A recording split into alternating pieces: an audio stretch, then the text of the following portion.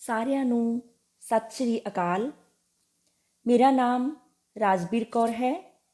ਮੈਂ ਬਾਬਾ ਨਾਮਦੇਵ ਸਰਕਾਰੀ senior secondary school ਘੁਮਾਣ, ਜ਼ਿਲ੍ਹਾ ਗੁਰਦਾਸਪੁਰ ਵਿਖੇ ਬਤੌਰ ਪੰਜਾਬੀ ਮਿਸਟਰੈਸ ਕੰਮ ਕਰ ਰਹੀ ਹਾਂ। ਪਿਛਲੀ ਵੀਡੀਓ ਦੇ ਵਿੱਚ ਅਸੀਂ ਪੰਜਾਬੀ ਵਿਆਕਰਣ ਦੇ 4 ਅੰਗਾਂ ਵਿੱਚੋਂ ਤੀਸਰੇ ਅੰਗ ਵਾਕ ਬੋਧ ਬਾਰੇ ਗੱਲਬਾਤ ਕੀਤੀ ਸੀ। ਆਪਾਂ ਗੱਲ ਕੀਤੀ ਸੀ ਕਿ ਇਸ ਭਾਗ ਅਧੀਨ ਸ਼ਬਦਾਂ ਤੋਂ ਵਾਕ ਬਣਾਉਣ, ਵਾਕਾਂ ਦੀਆਂ ਕਿਸਮਾਂ, ਵਾਕ ਵਟਾਂਦਰਾ ਅਤੇ ਵਿਸਰਾਮ ਚਿੰਨ੍ਹਾਂ ਦੀ ਜਾਣਕਾਰੀ ਦਿੱਤੀ ਜਾਂਦੀ ਹੈ। ਪਿਛਲੀ ਵੀਡੀਓ ਦੇ ਵਿੱਚ ਅਸੀਂ ਵਾਕ ਬੋਧ ਅਧੀਨ ਆਉਂਦੇ ਵਾਕਾਂਸ਼, ਉਪਵਾਕ, ਵਾਕ, ਉਦੇਸ਼, ਵਿਧੇਯ, ਵਾਕਾਂ ਦੀ ਸ਼੍ਰੇਣੀ ਵੰਡ, ਵਾਕ ਵਟਾਂਦਰਾ, ਵਾਕ ਵਿਉਂਤ ਅਤੇ ਸ਼ਬਦ ਭੇਦਾਂ ਦੀ ਵਾਕਾਂ ਵਿੱਚ ਵਰਤੋਂ ਬਾਰੇ ਗੱਲਬਾਤ ਕੀਤੀ ਸੀ। ਅੱਜ ਦੀ ਇਸ ਵੀਡੀਓ ਦੇ ਵਿੱਚ ਅਸੀਂ ਵਾਕ ਬੋਧ ਅਧੀਨ ਆਉਂਦੇ ਵਿਸਰਾਮ ਚਿੰਨ੍ਹਾਂ ਦੀ ਗੱਲਬਾਤ ਕਰਾਂਗੇ।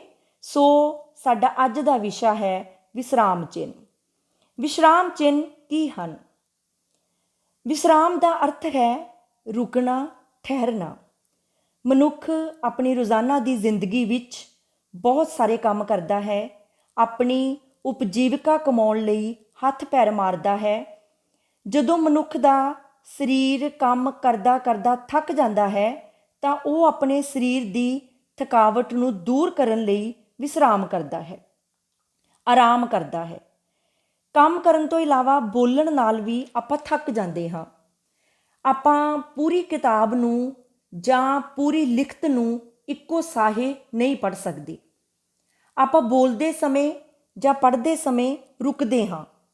ਇੱਕ ਤਾਂ ਸਾਹ ਲੈਣ ਲਈ ਰੁਕਦੇ ਹਾਂ ਅਤੇ ਦੂਜਾ ਇਸ ਕਰਕੇ ਰੁਕਦੇ ਹਾਂ ਕਿ ਸੁਣਨ ਵਾਲੇ ਨੂੰ ਸਾਡੀ ਗੱਲ ਚੰਗੀ ਤਰ੍ਹਾਂ ਸਮਝ ਲੱਗ ਜਾਵੇ। ਇਸ ਰੁਕਣ ਦੀ ਪ੍ਰਕਿਰਿਆ ਨੂੰ ਵਿਸਰਾਮ ਕਹਿੰਦੇ ਹਨ। ਸੋ ਵਿਸਰਾਮ ਚਿੰਨ੍ਹ ਕੀ ਹਨ? ਬੋਲਣ ਵੇਲੇ ਜੋ ਉਤਰਾਅ, ਚੜ੍ਹਾਅ ਤੇ ਠਹਿਰਾਅ ਆਉਂਦੇ ਹਨ, ਉਹਨਾਂ ਨੂੰ ਲਿਖਤ ਵਿੱਚ ਅੰਕਿਤ ਕਰਨ ਲਈ ਵਿਸਰਾਮ ਚਿੰਨ੍ਹ ਵਰਤੇ ਜਾਂਦੇ ਹਨ।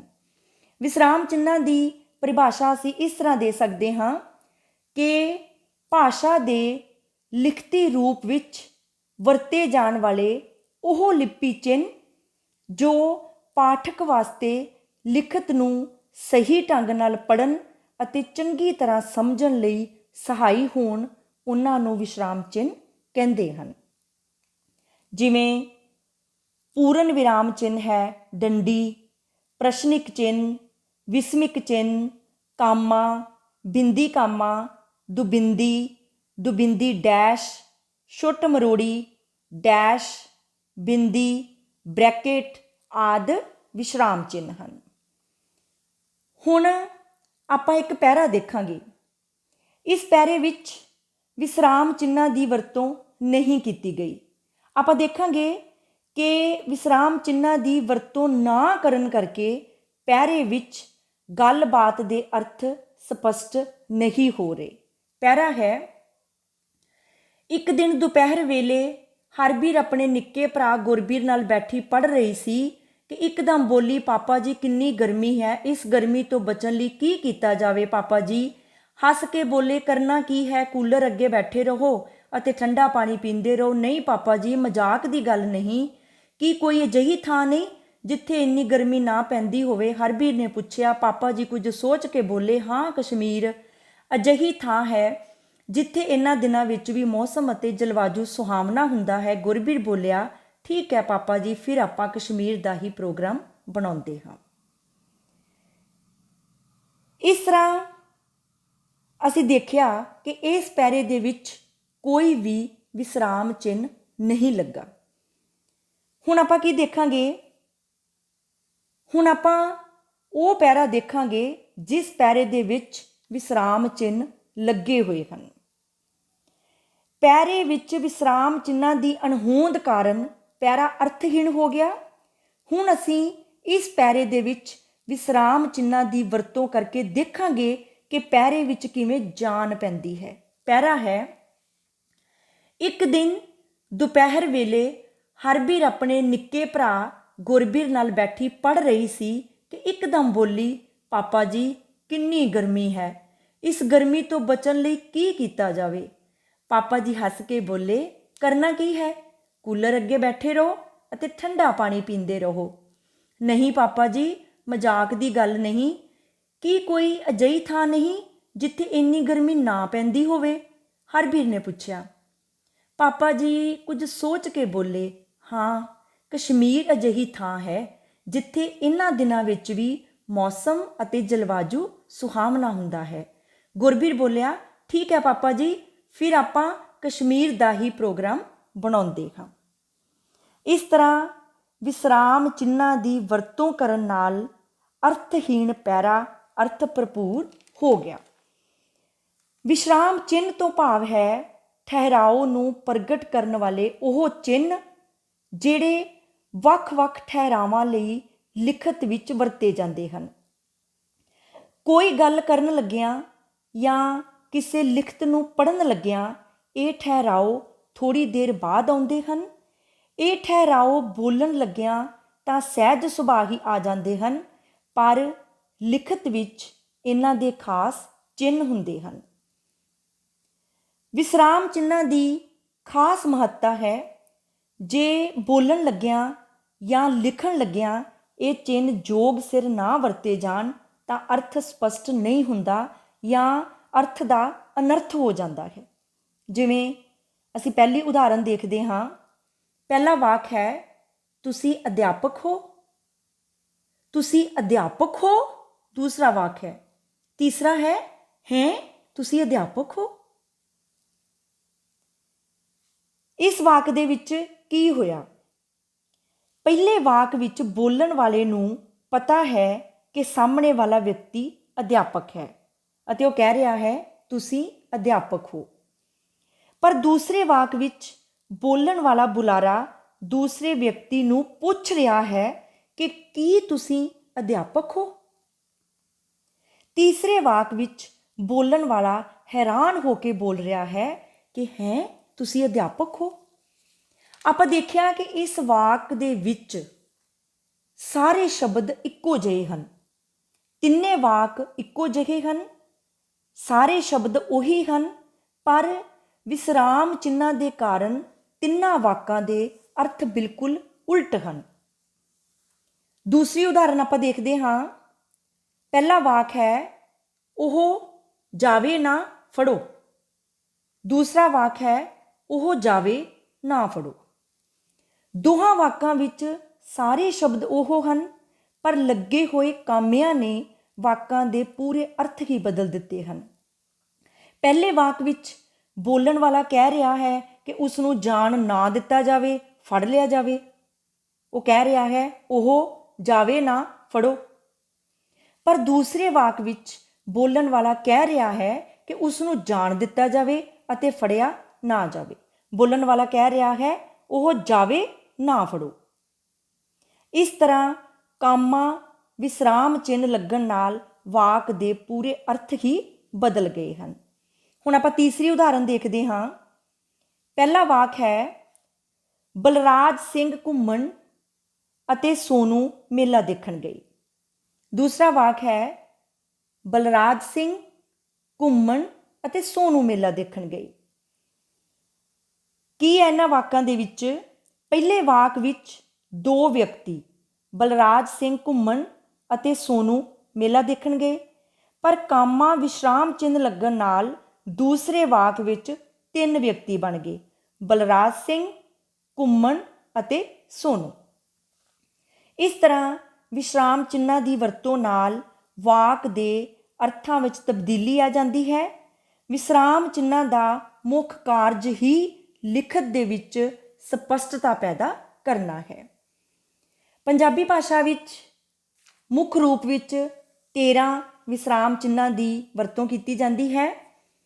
ਪਹਿਲਾ ਹੈ ਪੂਰਨ ਵਿਰਾਮ ਜਾਂ ਡੰਡੀ, ਦੂਜਾ ਹੈ ਪ੍ਰਸ਼ਨਿਕ ਚਿੰਨ੍ਹ, ਤੀਜਾ ਹੈ ਵਿਸਮਿਕ ਚਿੰਨ੍ਹ, ਚੌਥਾ ਹੈ ਕਾਮਾ ਜਾਂ ਅਲਪ ਵਿਰਾਮ, ਪੰਜਵਾਂ ਹੈ ਬਿੰਦੀ ਕਾਮਾ। ਛੇਵਾਂ ਵਿਸਰਾਮ ਚਿੰਨ੍ਹ ਹੈ ਦੁਬਿੰਦੀ। ਸੱਤਵਾਂ ਹੈ ਦੁਬਿੰਦੀ ਡੈਸ਼। ਅੱਠਵਾਂ ਹੈ ਡੈਸ਼। ਨੌਵਾਂ ਵਿਸ਼ਰਾਮ ਚਿੰਨ੍ਹ ਹੈ ਪੁੱਠੇ ਕਾਮੇ। 10ਵਾਂ ਹੈ ਜੋੜਨੀ। 11ਵਾਂ ਹੈ ਛੁੱਟ ਮਰੋੜੀ। 12ਵਾਂ ਵਿਸਰਾਮ ਚਿੰਨ੍ਹ ਹੈ ਬ੍ਰੈਕਟ ਅਤੇ 13ਵਾਂ ਹੈ ਬਿੰਦੀ। ਹੁਣ ਆਪਾਂ ਇਹਨਾਂ ਦੇ ਬਾਰੇ ਵਿੱਚ ਗੱਲਬਾਤ ਕਰਾਂਗੇ। ਪਹਿਲਾ ਵਿਸਰਾਮ ਚਿੰਨ੍ਹ ਹੈ ਡੰਡੀ ਜਾਂ ਪੂਰਨ ਵਿਰਾਮ ਚਿੰਨ੍ਹ। ਡੰਡੀ ਪੂਰਨ ਵਿਸਰਾਮ ਜਾਂ ਠਹਿਰਾਅ ਦਾ ਚਿੰਨ੍ਹ ਹੈ। ਡੰਡੀ ਚਿੰਨ੍ਹ ਵਾਕ ਦੇ ਅੰਤ ਵਿੱਚ ਲਾਇਆ ਜਾਂਦਾ ਹੈ। ਪ੍ਰਸ਼ਨਵਾਚਕ ਵਾਕ ਜਾਂ ਵਿਸਮੈਵਾਚਕ ਵਾਕ ਨੂੰ ਛੱਡ ਕੇ ਹਰ ਪ੍ਰਕਾਰ ਦੇ ਵਾਕ ਦੇ ਅੰਤ ਵਿੱਚ ਡੰਡੀ ਲੱਗਦੀ ਹੈ।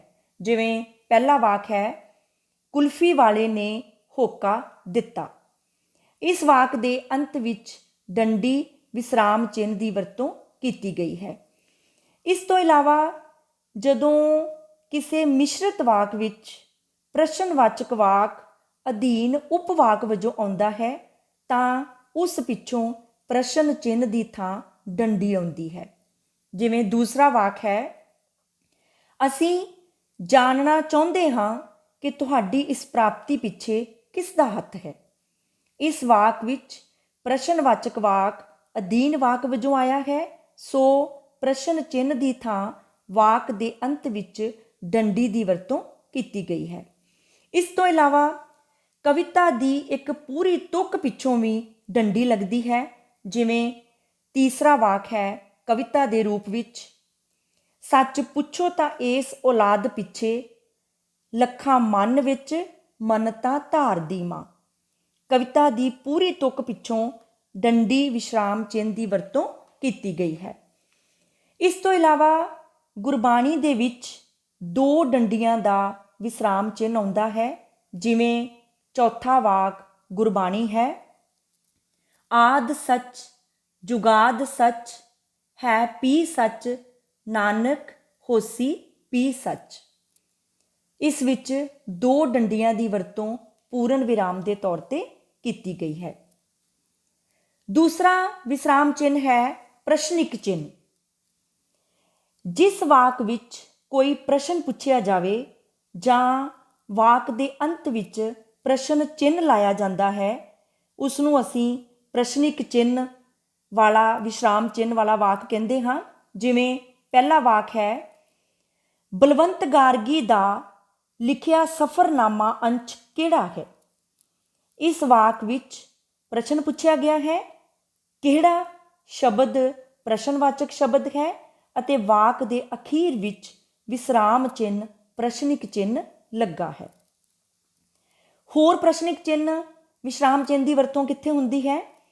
ਆਪਾਂ ਡੰਡੀ ਵਿਸਰਾਮ ਚਿੰਨ੍ਹ ਵਿੱਚ ਗੱਲ ਕੀਤੀ ਸੀ ਕਿ ਜਿਸ ਮਿਸ਼ਰਿਤ ਵਾਕ ਵਿੱਚ ਅਧੀਨ ਪ੍ਰਸ਼ਨਵਾਚਕ ਵਾਕ ਆਉਂਦਾ ਹੋਵੇ ਉਸ ਵਾਕ ਪਿੱਛੋਂ ਪ੍ਰਸ਼ਨਿਕ ਚਿੰਨ੍ਹ ਨਹੀਂ ਲਾਇਆ ਜਾਂਦਾ, ਉੱਥੇ ਡੰਡੀ ਦੀ ਵਰਤੋਂ ਹੁੰਦੀ ਹੈ।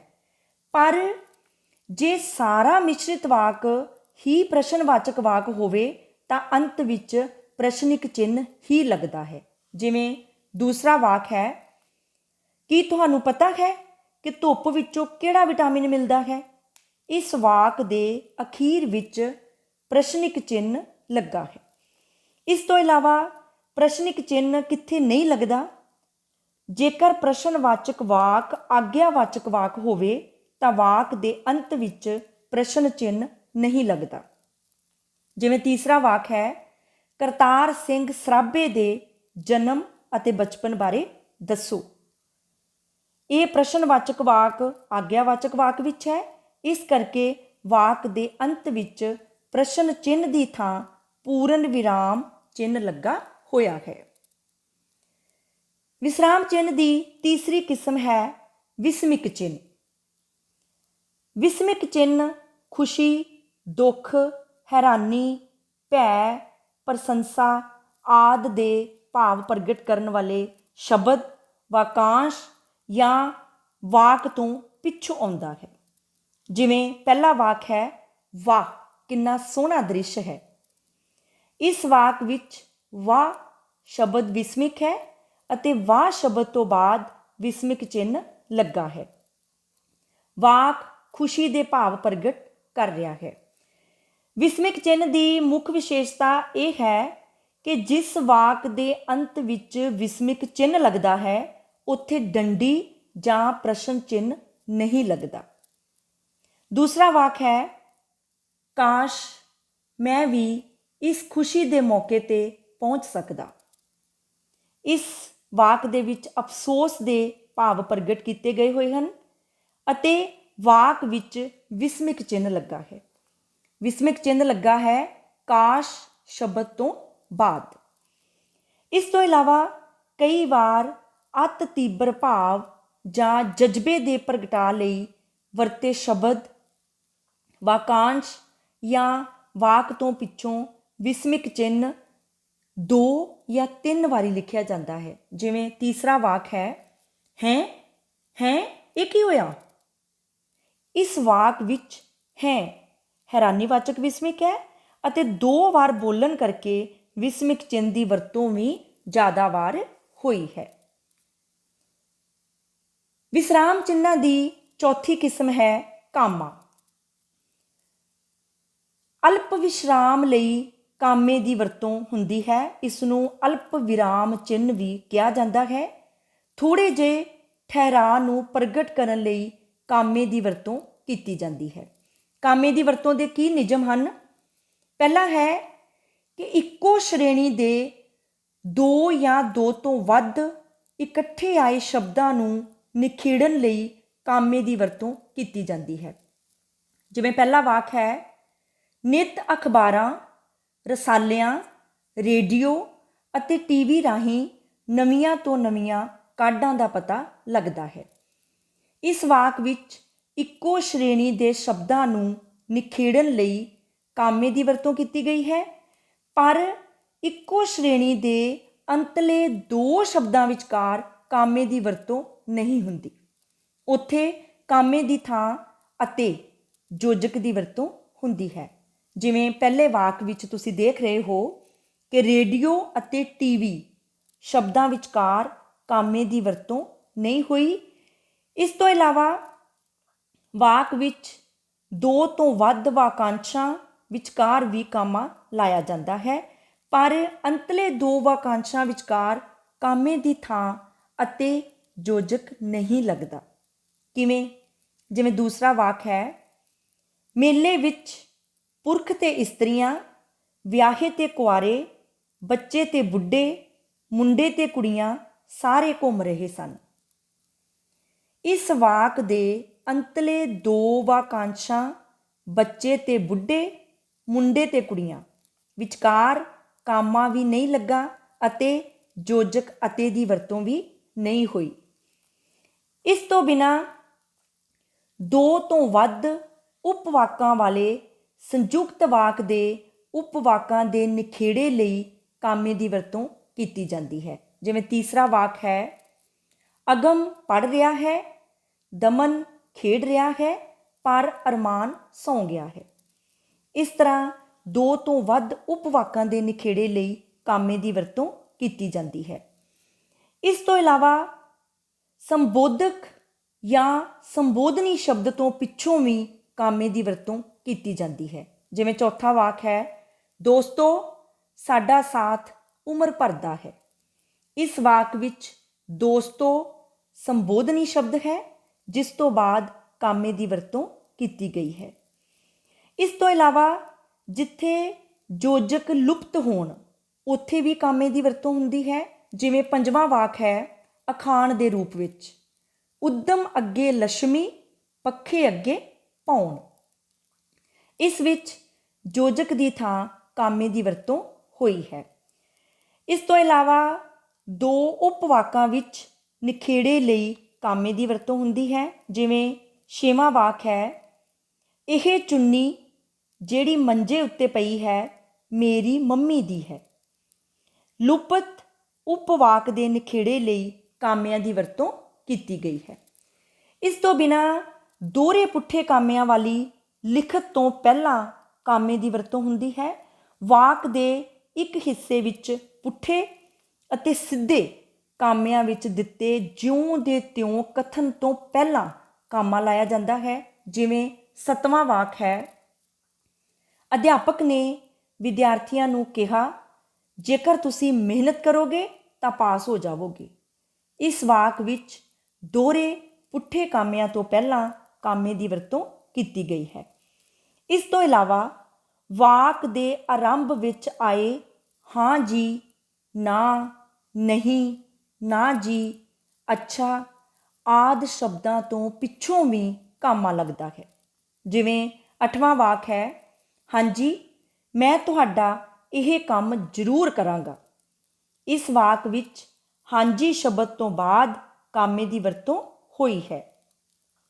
ਇਸ ਤੋਂ ਇਲਾਵਾ ਕਾਮੇ ਦੀ ਵਰਤੋਂ ਉਦੋਂ ਹੁੰਦੀ ਹੈ ਜਦੋਂ ਵਾਕ ਦਾ ਉਦੇਸ਼ ਵਾਲਾ ਹਿੱਸਾ ਕਾਫੀ ਲੰਮਾ ਹੋਵੇ। ਜਿਵੇਂ 9ਵਾਂ ਵਾਕ ਹੈ, ਜਿਨ੍ਹਾਂ ਚੀਜ਼ਾਂ ਲਈ ਭਾਵਵਾਚਕ ਨਾਮ ਵਰਤੇ ਜਾਂਦੇ ਹਨ ਉਹਨਾਂ ਨੂੰ ਕੇਵਲ ਮਹਿਸੂਸ ਕੀਤਾ ਜਾ ਸਕਦਾ ਹੈ, ਵੇਖਿਆ ਜਾਂ ਛੂਹਿਆ ਨਹੀਂ ਜਾ ਸਕਦਾ। ਇਹ ਵਾਕ ਲੰਮਾ ਹੋਣ ਕਰਕੇ ਕਾਮਿਆਂ ਦੀ ਵਰਤੋਂ ਕੀਤੀ ਗਈ ਹੈ।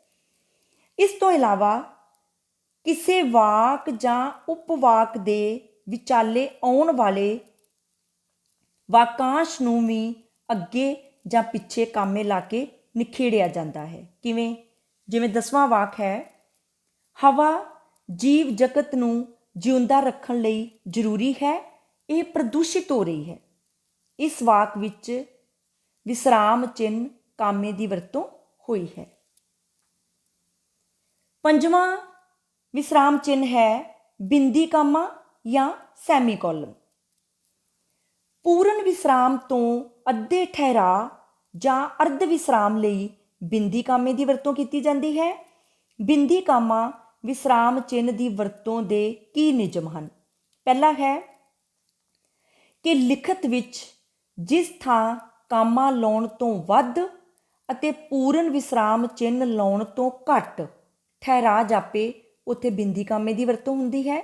ਜਿਵੇਂ ਪਹਿਲਾ ਵਾਕ ਹੈ, ਮੇਲੇ ਵਿੱਚ ਬਹੁਤ ਰੌਣਕ ਸੀ, ਲੋਕਾਂ ਨੇ ਰੰਗ ਬਿਰੰਗੇ ਕੱਪੜੇ ਪਾਏ ਹੋਏ ਸਨ, ਹਰ ਕੋਈ ਮੇਲੇ ਦੇ ਰੰਗ ਵਿੱਚ ਰੰਗਿਆ ਹੋਇਆ ਸੀ। ਇਸ ਵਾਕ ਵਿੱਚ ਬਿੰਦੀ ਕਾਮੇ ਦੀ ਵਰਤੋਂ ਹੋਈ ਹੈ। ਇਸ ਤੋਂ ਇਲਾਵਾ ਉਦਾਹਰਨ ਦੇਣ ਲਈ ਵਰਤੇ ਜਾਂਦੇ ਸ਼ਬਦਾਂ ਤੋਂ ਪਹਿਲਾਂ ਬਿੰਦੀ ਕਾਮਾ ਲੱਗਦਾ ਹੈ। ਜਿਵੇਂ ਦੂਸਰਾ ਵਾਕ ਹੈ, ਕਿਸੇ ਵਿਅਕਤੀ, ਵਸਤੂ, ਜੀਵ ਜਾਂ ਸਥਾਨ ਦੇ ਨਾਂ ਨੂੰ ਨਾਂਵ ਆਖਦੇ ਹਨ। ਜਿਵੇਂ ਗੁਰਦਾਸਪੁਰ, ਪੰਜਾਬ, ਰਾਸ਼ਟਰਪਤੀ ਭਵਨ, ਹਾਥੀ, ਕੁਰਸੀ ਆਦਿ। ਇਸ ਵਾਕ ਵਿੱਚ ਜਿਵੇਂ ਤੋਂ ਬਾਅਦ ਬਿੰਦੀ ਕਾਮੇ ਦੀ ਵਰਤੋਂ ਹੋਈ ਹੈ। 6ਵਾਂ ਵਿਸਰਾਮ ਚਿੰਨ੍ਹ ਹੈ ਦੁਬਿੰਦੀ। ਦੁਬਿੰਦੀ ਵਿਸਰਾਮ ਚਿੰਨ੍ਹ ਦੀ ਵਰਤੋਂ ਕਿੱਥੇ ਹੁੰਦੀ ਹੈ? ਕਿਸੇ ਸ਼ਬਦ, ਵਾਕਾਂਸ਼ ਜਾਂ ਉਪਵਾਕ ਦੀ ਵਿਆਖਿਆ ਜਾਂ ਵੇਰਵੇ ਤੋਂ ਪਹਿਲਾਂ ਦੁਬਿੰਦੀ ਲਾਈ ਜਾਂਦੀ ਹੈ। ਜਿਵੇਂ ਪਹਿਲਾ ਵਾਕ ਹੈ, ਭਾਰਤੀ ਝੰਡੇ ਦੇ 3 ਰੰਗ ਹਨ, ਕੇਸਰੀ, ਚਿੱਟਾ ਅਤੇ ਹਰਾ। ਇਸ ਵਾਕ ਵਿੱਚ ਹਨ ਸ਼ਬਦ ਤੋਂ ਬਾਅਦ ਦੁਬਿੰਦੀ ਵਿਸਰਾਮ ਚਿੰਨ੍ਹ ਦੀ ਵਰਤੋਂ ਹੋਈ ਹੈ।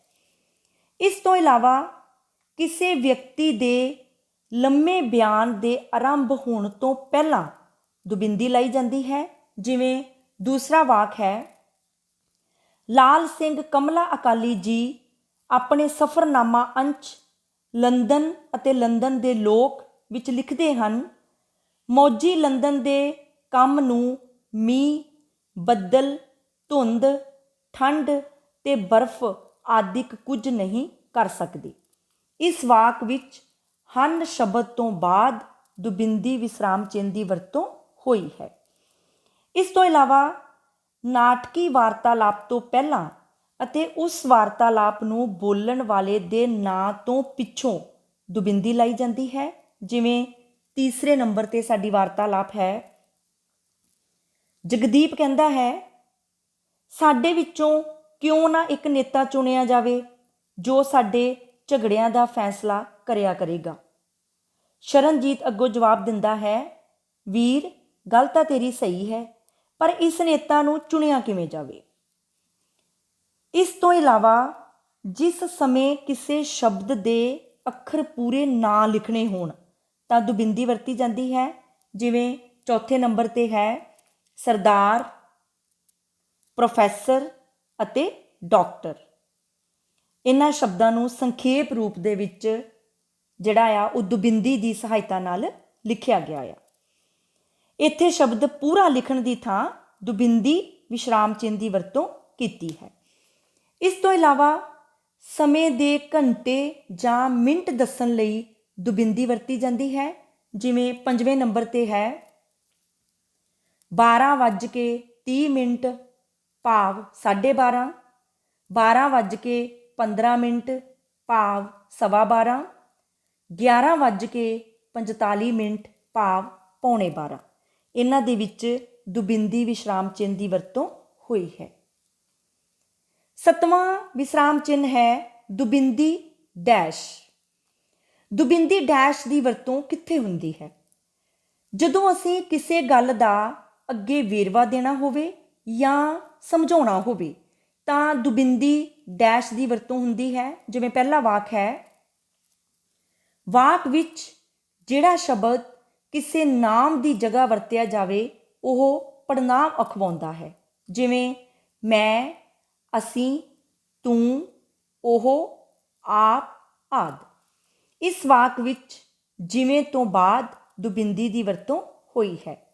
ਇਸ ਤੋਂ ਇਲਾਵਾ ਜਿਵੇਂ ਆਪਾਂ ਕੋਈ ਲੇਖ ਲਿਖਦੇ ਹਾਂ ਜਾਂ ਨਿਬੰਧ ਲਿਖਦੇ ਹਾਂ ਜਾਂ ਕਿਸੇ ਦਾ ਪਾਤਰ ਚਿੱਤਰਨ ਲਿਖਦੇ ਹਾਂ, ਆਪਾਂ ਪੁਆਇੰਟਸ ਦੇ ਵਿੱਚ ਲਿਖਦੇ ਹਾਂ ਤਾਂ ਪੁਆਇੰਟ ਲਿਖਣ ਤੋਂ ਬਾਅਦ ਦੁਬਿੰਦੀ ਡੈਸ਼ ਲੱਗਦੀ ਹੈ। ਜਿਵੇਂ ਮੰਨ ਲਓ ਅਸੀਂ ਲੇਖ ਲਿਖਦੇ ਹਾਂ ਵਿਦਿਆਰਥੀ ਅਤੇ ਅਨੁਸ਼ਾਸਨ, ਤਾਂ ਆਪਾਂ ਪੁਆਇੰਟਸ ਲਿਖਾਂਗੇ। ਨੰਬਰ ਪਹਿਲਾ ਜਾਣ ਪਛਾਣ, ਤੇ ਜਾਣ ਪਛਾਣ ਤੋਂ ਬਾਅਦ ਦੁਬਿੰਦੀ ਡੈਸ਼। ਨੰਬਰ 2 ਅਨੁਸ਼ਾਸਨ ਦਾ ਕੀ ਅਰਥ ਹੈ? ਪ੍ਰਸ਼ਨ ਚਿੰਨ੍ਹ ਦੁਬਿੰਦੀ ਡੈਸ਼। ਨੰਬਰ 3 ਵਿਦਿਆਰਥੀ ਜੀਵਨ ਮਨੁੱਖੀ ਜ਼ਿੰਦਗੀ ਦਾ ਅਹਿਮ ਹਿੱਸਾ। ਇਸ ਤੋਂ ਬਾਅਦ ਦੁਬਿੰਦੀ ਡੈਸ਼। ਨੰਬਰ 4 ਅਨੁਸ਼ਾਸਨ ਚੰਗੇ ਚਰਿੱਤਰ ਦੀ ਰੀੜ੍ਹ ਦੀ ਹੱਡੀ, ਅਤੇ ਇਸ ਤੋਂ ਬਾਅਦ ਦੁਬਿੰਦੀ ਡੈਸ਼। ਅਤੇ ਇਸ ਤਰ੍ਹਾਂ ਦੇ ਹੋਰ ਵੀ ਬਹੁਤ ਸਾਰੇ ਪੁਆਇੰਟਸ। ਹਰ ਪੁਆਇੰਟ ਲਿਖਣ ਤੋਂ ਬਾਅਦ ਅਸੀਂ ਦੁਬਿੰਦੀ ਡੈਸ਼ ਵਿਸ਼ਰਾਮ ਚਿੰਨ੍ਹ ਦੀ ਵਰਤੋਂ ਕਰਦੇ ਹਾਂ। ਇਹ ਸੀ ਸਾਡਾ 7ਵਾਂ ਵਿਸ਼ਰਾਮ ਚਿੰਨ੍ਹ ਦੁਬਿੰਦੀ ਡੈਸ਼। 8ਵਾਂ ਵਿਸ਼ਰਾਮ ਚਿੰਨ੍ਹ ਹੈ ਡੈਸ਼। ਇਹ ਵਿਸਰਾਮ ਚਿੰਨ੍ਹ ਜੋੜਨੀ ਵਿਸਰਾਮ ਚਿੰਨ੍ਹ ਦੀ ਤਰ੍ਹਾਂ ਹੀ ਹੁੰਦਾ ਹੈ, ਪਰ ਇਹ ਲੰਬਾਈ ਵਿੱਚ ਜੋੜਨੀ ਤੋਂ ਵੱਡਾ ਹੁੰਦਾ ਹੈ। ਇਸ ਚਿੰਨ੍ਹ ਦੀ ਵਰਤੋਂ ਕਿੱਥੇ ਹੁੰਦੀ ਹੈ? ਲਿਖਦੇ ਹੋਏ ਵਾਕ ਦੇ ਅੱਧ ਵਿੱਚ ਹੀ ਅਚਾਨਕ ਕੋਈ ਹੋਰ ਗੱਲ ਵਿਆਖਿਆ ਵਜੋਂ ਜੋੜਨ ਦੀ ਲੋੜ ਅਨੁਭਵ ਹੋਵੇ ਤਦ ਡੈਸ਼ ਲਾ ਕੇ ਉਸ ਗੱਲ ਨੂੰ ਲਿਖਿਆ ਜਾਂਦਾ ਹੈ। ਜਿਵੇਂ ਪਹਿਲਾ ਵਾਕ ਹੈ, ਕੰਪਿਊਟਰ ਵਿਗਿਆਨ ਦੀ ਇੱਕ ਅਦਭੁਤ ਖੋਜ ਜਿਸ ਨੇ ਮਨੁੱਖੀ ਜੀਵਨ ਵਿੱਚ ਕ੍ਰਾਂਤੀ ਲਿਆ ਦਿੱਤੀ ਹੈ, ਤਕਨਾਲੋਜੀ ਦੇ ਵਿਕਾਸ ਦੀ ਇੱਕ ਸਿਖਰ ਹੈ। ਇਸ ਤੋਂ ਇਲਾਵਾ ਜਦੋਂ ਲਿਖਤ ਦੇ ਵਿੱਚ ਭਾਵ ਪ੍ਰਧਾਨ ਹੋਵੇ ਤਦ ਸ਼ਬਦਾਂ, ਵਾਕਾਂਸ਼ਾਂ ਤੇ ਉਪਵਾਕਾਂ ਵਿਚਕਾਰ ਡੈਸ਼ ਲਾ ਕੇ ਹੀ ਰਚਨਾ ਦੇ ਵਿਆਕਰਨਿਕ ਕ੍ਰਮ ਨੂੰ ਠੀਕ ਰੱਖਿਆ ਜਾਂਦਾ ਹੈ। ਜਿਵੇਂ ਦੂਸਰਾ ਵਾਕ ਹੈ, ਇਹਨਾਂ ਖੇਤਾਂ ਵਿੱਚ ਕੋਈ ਵੀ ਫਸਲ ਕਣਕ, ਝੋਨਾ, ਕਮਾਦ, ਮੱਕੀ ਜੋ ਵੀ ਬੀਜੀ ਜਾਵੇ ਬੇਅੰਤ ਹੁੰਦੀ ਹੈ। ਇਸ ਤੋਂ ਇਲਾਵਾ ਕਈ ਵਾਰੀ ਅਤਿ ਜਜ਼ਬਾਤੀ ਹਾਲਤ ਵਿੱਚ ਪੂਰੇ ਵਾਕ ਨਹੀਂ ਬੋਲੇ ਜਾਂਦੇ, ਸਗੋਂ ਅਧੂਰੇ ਜਾਂ ਟੁੱਟਵੇਂ ਸ਼ਬਦ ਹੀ ਬੋਲੇ ਜਾਂਦੇ ਹਨ। ਲਿਖਤ ਵਿੱਚ ਇਹਨਾਂ ਬਿਖਰੇ ਸ਼ਬਦਾਂ ਦੇ ਵਿਚਕਾਰ ਡੈਸ਼ ਲਾਈ ਜਾਂਦੀ ਹੈ। ਜਿਵੇਂ ਤੀਸਰਾ ਵਾਕ ਹੈ, ਮੈਂ ਸਕੂਲ ਜਾਣਾ ਹੈ, ਮੈਂ ਸਕੂਲ ਜਾਣਾ ਹੈ। ਇਸ ਤਰ੍ਹਾਂ ਅਤਿ ਜਜ਼ਬਾਤੀ ਹਾਲਤ ਵਿੱਚ ਜਾਂ ਥਥਲੇਪਨ ਦੀ ਹਾਲਤ ਵਿੱਚ ਅਧੂਰੇ ਸ਼ਬਦਾਂ ਨੂੰ ਪੂਰਾ ਕਰਨ ਲਈ ਡੈਸ਼ ਵਿਸ਼ਰਾਮ ਚਿੰਨ੍ਹ ਦੀ ਵਰਤੋਂ ਹੁੰਦੀ ਹੈ। 9ਵਾਂ ਵਿਸ਼ਰਾਮ ਚਿੰਨ੍ਹ ਹੈ ਪੁੱਠੇ ਕਾਮੇ। ਪੁੱਠੇ ਕਾਮੇ ਦੋ ਤਰ੍ਹਾਂ ਦੇ ਹੁੰਦੇ ਹਨ, ਇੱਕ ਇਕੇਰੇ ਪੁੱਠੇ ਕਾਮੇ ਤੇ ਦੂਸਰਾ ਦੋਹਰੇ ਪੁੱਠੇ ਕਾਮੇ। ਇਕੇਰੇ ਪੁੱਠੇ ਕਾਮਿਆਂ ਦੀ ਵਰਤੋਂ ਲਿਖਤ ਵਿੱਚ ਕਿਵੇਂ ਹੁੰਦੀ ਹੈ? ਜੇ ਵਾਕ ਵਿੱਚ ਕਿਸੇ ਪੁਸਤਕ ਦਾ ਨਾਂ ਲਿਖਣਾ ਹੋਵੇ ਤਾਂ ਉਸ ਨੂੰ ਇਕੇਰੇ ਪੁੱਠੇ ਕਾਮਿਆਂ ਵਿੱਚ ਰੱਖਿਆ ਜਾਂਦਾ ਹੈ। ਜਿਵੇਂ ਪਹਿਲਾ ਵਾਕ ਹੈ, ਇੱਕ ਹੋਰ ਨਵਾਂ ਸਾਲ ਨਾਵਲ ਪ੍ਰੋਫੈਸਰ ਨਿਰੰਜਨ ਤਸਨੀਮ ਦੀ ਰਚਨਾ ਹੈ। ਇਸ ਵਾਕ ਵਿੱਚ ਇੱਕ ਹੋਰ ਨਵਾਂ ਸਾਲ ਨਾਵਲ ਨੂੰ ਇਕੇਰੇ ਪੁੱਠੇ ਕਾਮਿਆਂ ਵਿੱਚ ਰੱਖਿਆ ਗਿਆ ਹੈ। ਇਸ ਤੋਂ ਇਲਾਵਾ ਲਿਖਤ ਵਿੱਚ ਖਾਸ ਨਾਂ ਨੂੰ ਵੀ ਅਸੀਂ ਇਕੇਰੇ ਪੁੱਠੇ ਕਾਮਿਆਂ ਵਿੱਚ ਰੱਖਦੇ ਹਾਂ। ਜਿਵੇਂ ਦੂਸਰਾ ਵਾਕ ਹੈ, ਪੰਜਾਬੀ ਭਾਸ਼ਾ ਦੀ ਲਿਪੀ ਦਾ ਨਾਂ ਗੁਰਮੁਖੀ ਲਿਪੀ ਹੈ। ਗੁਰਮੁਖੀ ਲਿਪੀ ਸ਼ਬਦਾਂ ਨੂੰ ਇਕੇਰੇ ਪੁੱਠੇ ਕਾਮਿਆਂ ਵਿੱਚ ਲਿਖਿਆ ਹੈ। ਦੋਹਰੇ ਪੁੱਠੇ ਕਾਮੇ ਕਿੱਥੇ ਵਰਤੇ ਜਾਂਦੇ ਹਨ? ਦੋਹਰੇ ਪੁੱਠੇ ਕਾਮੇ ਉਦੋਂ ਪਾਏ ਜਾਂਦੇ ਹਨ ਜਦੋਂ ਕਿਸੇ ਦੇ ਕਹੇ ਜਾਂ ਲਿਖੇ ਸ਼ਬਦਾਂ ਨੂੰ ਜਿਉਂ ਦਾ ਤਿਉਂ ਲਿਖਣਾ ਹੋਵੇ। ਜਿਵੇਂ ਤੀਸਰਾ ਵਾਕ ਹੈ, ਪਿਤਾ ਜੀ ਨੇ ਬੱਚਿਆਂ ਨੂੰ ਸਮਝਾਇਆ, ਸ਼ਿਕਾਰਾ ਇੱਕ ਕਿਸਮ ਦੀ ਛੋਟੀ ਜਿਹੀ ਕਿਸ਼ਤੀ ਹੁੰਦੀ ਹੈ ਜੋ ਇੱਕ ਡੋਲੀ ਦੀ ਤਰ੍ਹਾਂ ਸਜਾਈ ਹੁੰਦੀ ਹੈ। ਇਸ ਵਾਕ ਵਿੱਚ ਪਿਤਾ ਜੀ ਦੁਆਰਾ ਕਹੇ ਹੋਏ ਸ਼ਬਦ ਜਿਉਂ ਦੇ ਤਿਉਂ ਦੋਹਰੇ ਪੁੱਠੇ ਕਾਮਿਆਂ ਵਿੱਚ ਰੱਖੇ ਹੋਏ ਹਨ। ਇਸ ਤੋਂ ਇਲਾਵਾ ਵਾਰਤਾਲਾਪ ਵਿੱਚ ਵੀ ਪੁੱਠੇ ਦੋਹਰੇ ਕਾਮੇ ਵਰਤੇ ਜਾਂਦੇ ਹਨ। ਜਿਵੇਂ ਚੌਥੇ ਨੰਬਰ 'ਤੇ ਸਾਡੇ ਕੋਲ ਵਾਰਤਾਲਾਪ ਹੈ। ਇਹ ਵਾਰਤਾਲਾਪ ਹੈ ਲੂੰਬੜੀ ਅਤੇ ਖਰਗੋਸ਼ ਦੀ। ਨਿੱਕੂ ਖਰਗੋਸ਼, ਕੀ ਗੱਲ ਅੱਜ ਤੂੰ ਬਹੁਤ ਉਦਾਸ ਹੈ? ਲੂੰਬੜੀ ਨੇ ਖਰਗੋਸ਼ ਨੂੰ ਪੁੱਛਿਆ। ਲੂੰਬੜੀ ਮਾਸੀ, ਅੱਜ ਸ਼ੇਰ ਕੋਲ ਜਾਣ ਦੀ ਮੇਰੀ ਵਾਰੀ ਹੈ, ਖਰਗੋਸ਼ ਨੇ ਜਵਾਬ ਦਿੱਤਾ। ਇਹ ਖਰਗੋਸ਼ ਅਤੇ ਲੂੰਬੜੀ ਦੀ ਵਾਰਤਾਲਾਪ ਹੈ। ਵਾਰਤਾਲਾਪ ਵਾਲੇ ਸ਼ਬਦ ਦੋਹਰੇ ਪੁੱਠੇ ਕਾਮਿਆਂ ਵਿੱਚ ਰੱਖੇ ਗਏ ਹਨ। 10ਵਾਂ ਵਿਸਰਾਮ ਚਿੰਨ੍ਹ ਹੈ ਜੋੜਨੀ। ਜੋੜਨੀ ਦਾ ਅਰਥ ਹੈ ਜੋੜਨ ਵਾਲੀ। ਇਹ ਚਿੰਨ੍ਹ ਦੋ ਜਾਂ ਦੋ ਤੋਂ ਵੱਧ ਸ਼ਬਦਾਂ ਨੂੰ ਜੋੜ ਕੇ ਇੱਕ ਸ਼ਬਦ ਬਣਾਉਂਦਾ ਹੈ। ਜੋੜਨੀ ਯੋਜਕ ਦਾ ਕੰਮ ਕਰਦੀ ਹੈ। ਜਿਵੇਂ ਜਿੰਦ ਤੇ ਜਾਨ, ਜੋੜਨੀ ਨਾਲ ਬਣ ਗਿਆ ਜਿੰਦ ਜਾਨ। ਦਿਨ ਤੇ ਰਾਤ, ਦਿਨ ਰਾਤ। ਘਿਓ ਤੇ ਖਿਚੜੀ, ਘਿਓ ਖਿਚੜੀ। ਦਾਲ ਤੇ ਫੁਲਕਾ, ਦਾਲ ਫੁਲਕਾ। ਹੱਥ ਤੇ ਪੈਰ, ਹੱਥ ਪੈਰ। ਇਸ ਤੋਂ ਇਲਾਵਾ ਜੋੜਨੀ ਸੰਬੰਧਕ ਦਾ, ਦੇ, ਦੀ ਦਾ ਕੰਮ ਵੀ ਕਰਦੀ ਹੈ। ਜਿਵੇਂ ਜੀਵਨ ਦੀ ਯਾਤਰਾ, ਜੋੜਨੀ ਨਾਲ ਬਣ ਗਿਆ ਜੀਵਨ ਯਾਤਰਾ। ਸਮਾਜ ਦਾ ਸੁਧਾਰਕ, ਸਮਾਜ ਸੁਧਾਰਕ। ਕਿਰਿਆ ਦਾ ਰੂਪ, ਕਿਰਿਆ ਰੂਪ। ਹੱਥ ਦੀ ਲਿਖਤ, ਹੱਥ ਲਿਖਤ। ਲੋਕਾਂ ਦਾ ਰਾਜ, ਲੋਕ ਰਾਜ। ਇਸ ਤੋਂ ਇਲਾਵਾ ਇੱਕੋ ਅਰਥ ਵਾਲੇ ਦੋ ਸ਼ਬਦਾਂ ਵਿਚਾਲੇ ਵੀ ਜੋੜਨੀ ਲੱਗਦੀ ਹੈ। ਜਿਵੇਂ ਇੱਕੋ ਅਰਥ ਵਾਲੇ ਬਹੁਤ ਸਾਰੇ ਸ਼ਬਦ ਹਨ, ਜਗ ਬੀਤੀ, ਹਰਮਨ ਪਿਆਰਾ, ਕੰਮ ਚੋਰ, ਦੇਸ਼ ਭਗਤ, ਅਖੰਡ ਪਾਠ, ਜਗਤ ਗੁਰੂ, ਦੂਰਦਰਸ਼ਨ, ਭੇਡ ਚਾਲ, ਲੋਕ ਸਭਾ ਆਦਿ। ਇਸ ਤੋਂ ਇਲਾਵਾ ਵਿਰੋਧੀ ਅਰਥਾਂ ਵਾਲੇ ਸ਼ਬਦਾਂ ਵਿਚਾਲੇ ਵੀ ਜੋੜਨੀ ਲੱਗਦੀ ਹੈ। ਦੁੱਖ ਸੁੱਖ, ਦੂਰ ਨੇੜੇ, ਕੱਚਾ ਪੱਕਾ, ਆਉਂਦਾ ਜਾਂਦਾ, ਔਖ ਸੌਖ, ਉਲਟਾ ਸਿੱਧਾ, ਅਸਲੀ ਨਕਲੀ, ਘਟੀਆ ਵਧੀਆ, ਸੁੱਚਾ ਝੂਠਾ, ਅਮੀਰ ਗਰੀਬ, ਅਗਲਾ ਪਿਛਲਾ, ਭਾਰਾ ਹੌਲਾ। ਇਸ ਤਰ੍ਹਾਂ ਵਿਰੋਧੀ ਸ਼ਬਦਾਂ ਵਾਲੇ ਵਿਰੋਧੀ ਅਰਥਾਂ ਵਾਲੇ ਜਿਹੜੇ ਸਾਡੇ ਕੋਲ ਸ਼ਬਦ ਹੁੰਦੇ ਆ, ਉਹਨਾਂ ਦੇ ਵਿਚਕਾਰ ਵੀ ਜੋੜਨੀ ਲੱਗਦੀ ਹੈ। ਇਸ ਤੋਂ ਬਿਨਾਂ ਜੋੜਨੀ ਦੀ ਵਰਤੋਂ ਇੱਕ ਹੀ ਸ਼ਬਦ ਦੇ ਦੁਹਰਾਅ ਵਿਚਾਲੇ ਵੀ ਹੁੰਦੀ ਹੈ। ਜਿਵੇਂ ਆਪਾਂ ਕਹਿੰਦੇ ਹਾਂ, ਸਬਜ਼ੀ ਵਾਲਾ ਭਾਈ ਗਲੀ ਗਲੀ ਵਿੱਚ ਹੋਕਾ ਦੇ ਰਿਹਾ ਸੀ। ਗਲੀ ਗਲੀ ਸ਼ਬਦਾਂ ਵਿੱਚ ਜੋੜਨੀ ਦੀ ਵਰਤੋਂ ਹੋਵੇਗੀ। ਜਾਂ ਵਾਕ ਹੈ, ਵਾਰੀ ਵਾਰੀ ਆਪਣੀ ਹਾਜ਼ਰੀ ਬੋਲੋ। ਵਾਰੀ ਵਾਰੀ ਸ਼ਬਦਾਂ ਵਿੱਚ ਜੋੜਨੀ ਦੀ ਵਰਤੋਂ ਹੋਵੇਗੀ।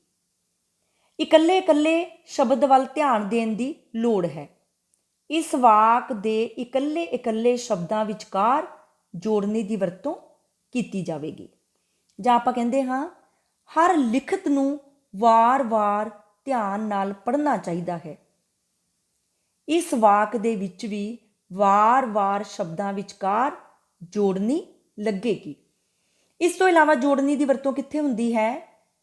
ਸਾਰਥਕ ਅਤੇ ਨਿਰਾਰਥਕ ਸ਼ਬਦਾਂ ਦੇ ਜੋੜਿਆਂ ਵਿਚਕਾਰ ਵੀ ਜੋੜਨੀ ਲੱਗਦੀ ਹੈ। ਜਿਵੇਂ ਰੋਟੀ ਰਾਟੀ, ਪਾਣੀ ਧਾਣੀ, ਬਾਲਟੀ ਬੂਲਟੀ, ਪਲੇਟ ਪਲੂਟ, ਨੇੜੇ ਤੇੜੇ, ਚਾਹ ਚੂਹ। ਇਸ ਤਰ੍ਹਾਂ ਜੋੜਨੀ ਵਿਸ਼ਰਾਮ ਚਿੰਨ੍ਹ ਦੀ ਵਰਤੋਂ ਉਹਨਾਂ ਦੋ ਜਾਂ ਦੋ ਤੋਂ ਵੱਧ ਸ਼ਬਦਾਂ ਵਿਚਕਾਰ ਹੁੰਦੀ ਹੈ ਜਿਹੜੇ ਜੁੜ ਕੇ ਅਰਥ ਵਜੋਂ ਇੱਕ ਸ਼ਬਦ ਬਣਾਉਂਦੇ ਹਨ।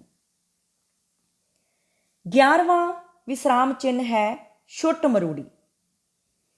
ਛੁੱਟ ਮਰੋੜੀ ਦੀ ਬਣਤਰ ਕਾਮੇ ਦੀ ਤਰ੍ਹਾਂ ਹੀ ਹੁੰਦੀ ਹੈ, ਪਰ ਕਾਮਾ ਅੱਖਰ ਦੇ ਪੈਰ ਵਿੱਚ ਪੈਂਦਾ ਹੈ ਅਤੇ ਛੁੱਟ ਮਰੋੜੀ ਅੱਖਰ ਦੇ ਜਾਂ ਸ਼ਬਦ ਦੇ ਉੱਪਰ ਪੈਂਦੀ ਹੈ। ਇਸ ਦੀ ਵਰਤੋਂ ਕਿੱਥੇ ਹੁੰਦੀ ਹੈ?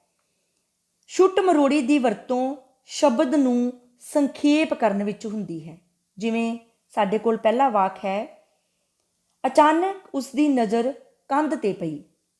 ਦੂਸਰਾ ਵਾਕ ਹੈ, ਆਮ ਤੌਰ ਤੇ ਸੰਖੇਪ ਰਚਨਾ ਦਾ ਆਕਾਰ ਮੂਲ ਰਚਨਾ ਦਾ ਲਗਭਗ ਤੀਜਾ ਹਿੱਸਾ ਹੁੰਦਾ ਹੈ। ਦੋਹਾਂ ਵਾਕਾਂ ਵਿੱਚ ਤੇ ਸ਼ਬਦ ਤੇ ਛੁੱਟ ਮਰੋੜੀ ਪਈ ਹੈ। ਤੇ ਸ਼ਬਦ ਉੱਤੇ ਸ਼ਬਦ ਦਾ ਸੰਖੇਪ ਰੂਪ ਹੈ। ਤੀਸਰਾ ਵਾਕ ਹੈ, ਸਾਡੀ ਰਿਹਾਇਸ਼ ਪਿੰਡ 'ਚ ਹੈ। ਚੌਥਾ ਵਾਕ ਹੈ, ਅਨੁਸ਼ਾਸਨ ਦਾ ਮਨੁੱਖੀ ਜ਼ਿੰਦਗੀ 'ਚ ਅਹਿਮ ਹਿੱਸਾ ਹੁੰਦਾ ਹੈ। ਤੀਸਰੇ ਅਤੇ ਚੌਥੇ ਵਾਕ ਵਿੱਚ ਚ ਸ਼ਬਦ ਤੇ ਛੁੱਟ ਮਰੋੜੀ ਵਿਸਰਾਮ ਚਿੰਨ੍ਹ ਲੱਗਾ ਹੈ। ਚ ਅੱਖਰ ਵਿੱਚ ਸ਼ਬਦ ਦਾ ਸੰਖੇਪ ਰੂਪ ਹੈ। ਚ ਅੱਖਰ ਜਿਹੜਾ ਆ ਉਹ ਵਿੱਚ ਸ਼ਬਦ ਦਾ ਸੰਖੇਪ ਰੂਪ ਹੈ। 12ਵਾਂ ਵਿਸਰਾਮ ਚਿੰਨ੍ਹ ਹੈ ਬ੍ਰੈਕਟ। ਬ੍ਰੈਕਟ ਦੀ ਵਰਤੋਂ ਅਸੀਂ ਉਦੋਂ ਕਰਦੇ ਹਾਂ ਜਦੋਂ ਗੱਲ ਨੂੰ ਹੋਰ ਵਿਸਥਾਰ ਦੇਣਾ ਹੋਵੇ। ਜਿਵੇਂ ਪਹਿਲਾ ਵਾਕ ਹੈ, ਰਾਹੀ ਨੂੰ ਡਾਢੀ ਬ੍ਰੈਕਟ ਵਿੱਚ ਹੈ ਬਹੁਤ ਪਿਆਸ ਲੱਗੀ ਸੀ। ਦੂਸਰਾ ਵਾਕ ਹੈ, ਸਾਰੇ ਅਧਿਆਪਕ ਮੇਰੇ ਨਾਲ ਰਜ਼ਾਮੰਦ ਬ੍ਰੈਕਟ ਵਿੱਚ ਹੈ ਸਹਿਮਤ ਹੋ ਗਏ। ਪਹਿਲੇ ਵਾਕ ਵਿੱਚ ਡਾਢੀ ਦਾ ਅਰਥ ਬਹੁਤ ਬ੍ਰੈਕਟ ਵਿੱਚ ਲਿਖਿਆ ਹੈ ਅਤੇ ਦੂਜੇ ਵਾਕ ਵਿੱਚ ਸਹਿਮਤ ਸ਼ਬਦ ਦਾ ਅਰਥ ਰਜ਼ਾਮੰਦ ਬ੍ਰੈਕਟ ਵਿੱਚ ਲਿਖਿਆ ਹੈ। ਇਸ ਤੋਂ ਇਲਾਵਾ ਜਦੋਂ ਕੋਈ ਵਾਰਤਾਲਾਪ ਵਿੱਚ ਦੱਸਣਾ ਹੋਵੇ ਕਿ ਬੋਲਣ ਵਾਲੇ ਦੇ ਕਿਸ ਤਰ੍ਹਾਂ ਦੇ ਭਾਵ ਹਨ। ਜਿਵੇਂ ਸਾਡੇ ਕੋਲ ਵਾਰਤਾਲਾਪ ਹੈ ਤੀਸਰੇ ਨੰਬਰ ਤੇ, ਗੋਪੀ ਖੁਸ਼ੀ ਵਿੱਚ ਉਛਲਦਾ ਹੋਇਆ, ਮੇਰੇ ਕੋਲ ਇੱਕ ਤਰੀਕਾ ਹੈ। ਹਰਮੇਲ ਅਤੇ ਗੁਰਦੇਵ ਦੋਨੋਂ ਇੱਕੋ ਵਾਰੀ ਇਕੱਠੇ ਬੋਲੇ, ਹਾਂ ਹਾਂ ਜਲਦੀ ਦੱਸ। ਇਸ ਵਾਰਤਾਲਾਪ ਵਿੱਚ ਬੋਲਣ ਵਾਲੇ ਬੁਲਾਰੇ ਦੇ ਭਾਵਾਂ ਨੂੰ ਬ੍ਰੈਕਟ ਵਿੱਚ ਬਿਆਨ ਕੀਤਾ ਗਿਆ ਹੈ। 13ਵਾਂ ਵਿਸਰਾਮ ਚਿੰਨ੍ਹ ਹੈ ਬਿੰਦੀ। ਬਿੰਦੀ ਦੀ ਵਰਤੋਂ ਸੰਖੇਪ ਰੂਪ ਵਿੱਚ ਕੋਈ ਖਿਤਾਬ ਜਾਂ ਡਿਗਰੀ ਦਾ ਨਾਂ ਲਿਖਣ ਲਈ ਹੁੰਦੀ ਹੈ। ਜਿਵੇਂ MBBS, PhD, BSc ਜਾਂ IAS ਆਦਿ ਸ਼ਬਦਾਂ ਦੇ ਵਿੱਚ ਬਿੰਦੀ ਵਿਸਰਾਮ ਚਿੰਨ੍ਹ ਦੀ ਵਰਤੋਂ ਹੁੰਦੀ ਹੈ। ਸੋ ਅੱਜ ਦੀ ਇਸ ਵੀਡੀਓ ਦੇ ਵਿੱਚ ਅਸੀਂ ਵਿਆਕਰਨ ਦੇ ਤੀਸਰੇ ਅੰਗ ਵਾਕ ਬੋਧ ਅਧੀਨ ਆਉਂਦੇ ਵਿਸਰਾਮ ਚਿੰਨ੍ਹਾਂ ਅਤੇ ਵਿਸਰਾਮ ਚਿੰਨ੍ਹਾਂ ਦੀਆਂ ਕਿਸਮਾਂ ਬਾਰੇ ਗੱਲਬਾਤ ਕੀਤੀ ਹੈ। ਪੰਜਾਬੀ ਵਿਆਕਰਨ ਦੇ ਚੌਥੇ ਅੰਗ ਦਾ ਨਾਂ ਹੈ ਅਰਥਬੋਧ। ਅਰਥਬੋਧ ਬਾਰੇ ਨਵੀਂ ਵੀਡੀਓ ਲੈ ਕੇ ਜਲਦੀ ਹਾਜ਼ਰ ਹੋਵਾਂਗੇ। ਤਦ ਤੱਕ ਲਈ ਰੱਬ ਰਾਖਾ।